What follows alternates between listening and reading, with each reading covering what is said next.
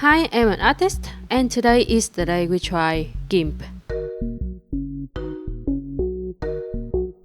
So, GIMP, another classic in terms of free art programs. And my first impression about this program was that it was very different and technical and frankly quite scary.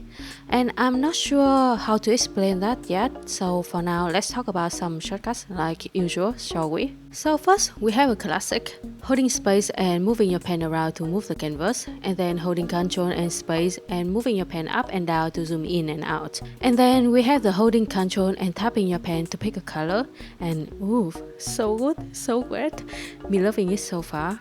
And how about brush size? Oh, we have the square bracket keys for that. Oh, okay.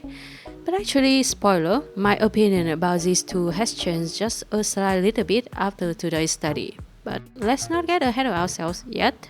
Let's talk about the study itself first.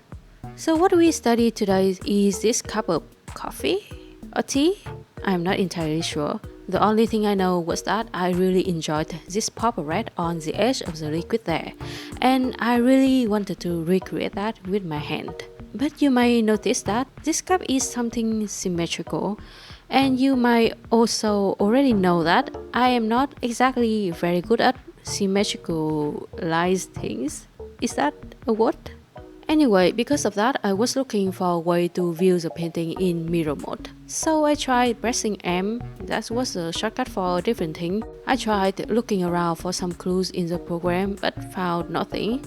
And in the end, I gave up trying to solve it by myself and did some googling. And apparently, there was no simple and easy way to view the mirror version of the image, like pressing one button level of simple and easiness. So maybe in hindsight, I shouldn't really choose something symmetrical like this to try painting in GIMP. But well, it is what it is. I will try my best. So let's talk about how the program looks technical. And what do I mean by that?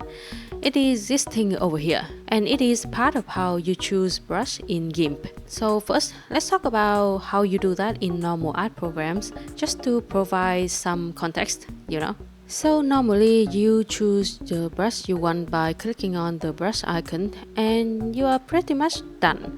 And this brush has already contained some information such as the brush tip, lots of other settings about lots of things, like for example, pressure will affect what kind of aspect of the brush, like size or opacity, that kind of things. And all of these have been pre-selected to make the brush you use.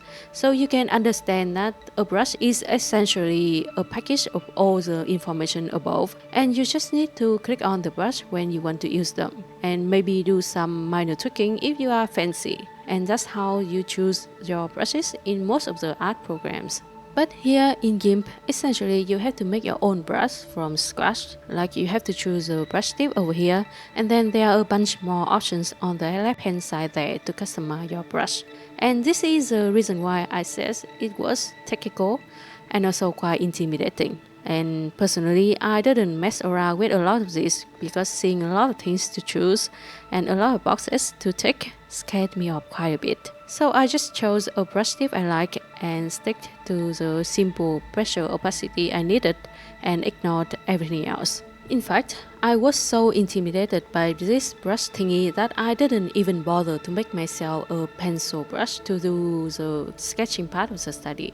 Like what I would normally use in other programs, I just used the same brush I chose for the painting step, making it really small, and used that for the sketching instead. And you know what?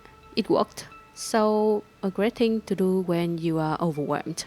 So next is about the shortcuts, the ones that I usually use, like the ones I talk about in the beginning of the video. Those are fine and very lovely in my opinion. But except for them, all other shortcuts are really not like any other art programs I have used. Like normally, for the freehand brushes we use a lot to paint, the shortcut is usually B, right? Like brush. But here is P for paintbrush. So quite inconvenient in my opinion. And also the eraser is usually E, but here it's not, and I forget what it is, but it is something pretty unusual. So when I needed to use a eraser in the study, I just went to the toolbar and pick it from there instead. Yeah.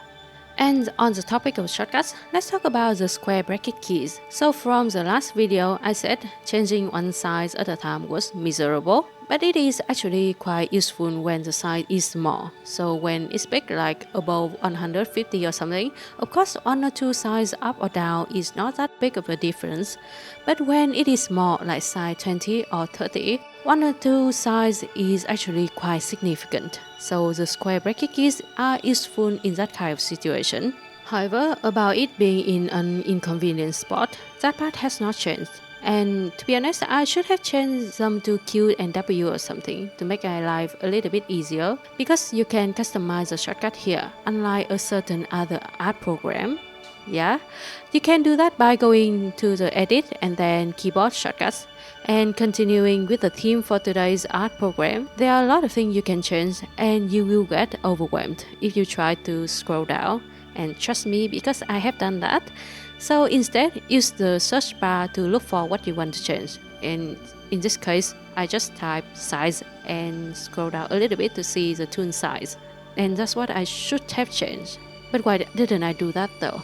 Like, I do have the memory I found the thing in there, so why didn't I change them then? Like, why? Things could have been a lot more convenient for me if I did change them to Q and W. Well, maybe the program messed with my brain so much that I didn't want to mess with anything else that I didn't absolutely have to mess with. So yeah, maybe that was the case.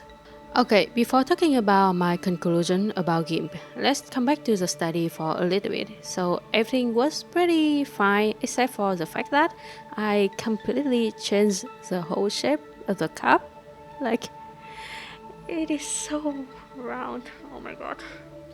So except for that little teeny tiny bit of detail, everything else was pretty good. Like, I enjoyed this shade of green so much, especially when paired with that pop red on the liquid there. So pretty, so great. I love it. The only thing I would complain about was that I think I overworked the textures of the brush a little bit. And what do I mean by that? Well, when I did the rough color sketch, I really loved how the texture of this red looked against the dark deep brown.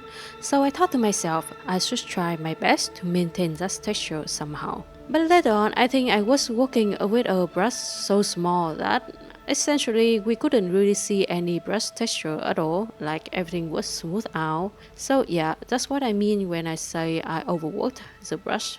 So yeah, kinda sad, but that's okay. And finally, my conclusion about GIMP. And I think it is a great program. Like, duh, it is GIMP, an almost 30-year-old art program. So of course it's gonna be good. But it can be quite scary to learn how to use, especially when you are a beginner at digital art and not really sure what you're doing. Using GIMP will very likely be very overwhelming. Even for somebody with a little bit more experience, seeing this many things to choose from can be really intimidating. Like, I don't think Krita scared me this much back when I knew absolutely nothing about making art on a computer. So yeah, a great but quite advanced art program. So please prepare yourself mentally if you want to give it a try, in my opinion. Anyway, let's check out how this cup turned out, shall we?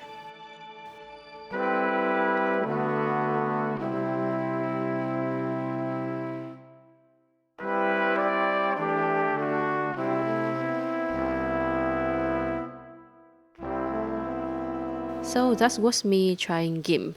And if you was wondering about the symmetry of the cup, well, you can see for yourself. And it is not very symmetrical, like at all, but that's fine.